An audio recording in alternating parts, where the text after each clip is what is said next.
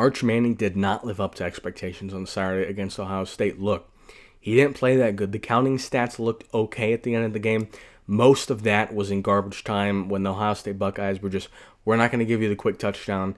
Half his yards came on that. He should have finished the day with 100 passing yards, 2 interceptions. One of them got overturned, but it was close. And they should have probably gotten shut out. If Ohio State was playing the same way they were at the end of the game as they were the first 80% of it, they would have gotten shut out.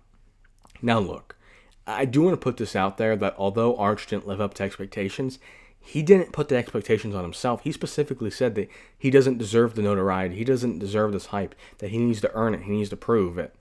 And look, can you really hate on the guy for an okay performance? And I think it was below average, but can you really hate on the guy for below average performance? He never said he was the best quarterback. He never said that he was, already telling teams that he's going to be in the NFL and be the MVP. He's not like a Caleb Williams. He's not like these other guys that are super cocky and they tell us how it's going to be, and then when they don't live up to it, then we talk smack. Arch Manning didn't do any of that. He's not taunting opponents. He's not saying crazy stuff in post-game interviews or pre-game interviews. He's just a normal guy. Now, in terms of what this means for him in the rest of the season, look, Texas, they've kind of been that team that everyone is always projecting to win it all, and they always are up there in the odds, and they never get it done. They always feel like they're in Tier 2.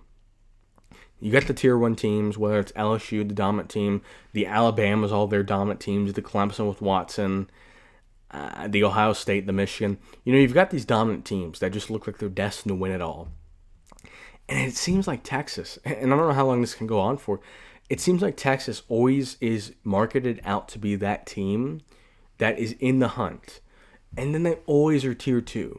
Texas is going to dominate any team outside the top 25, and they're going to win most of their as long as it's not a top 5 team, Texas is probably going to win. But they just can't seem to get over the hump. And in terms of Arch Manning's, he's being touted as going to be the number 1 overall pick. He didn't look like a number 1 overall pick. And look, it was one game. I understand that. And he can put on an insane display. But he did not look accurate.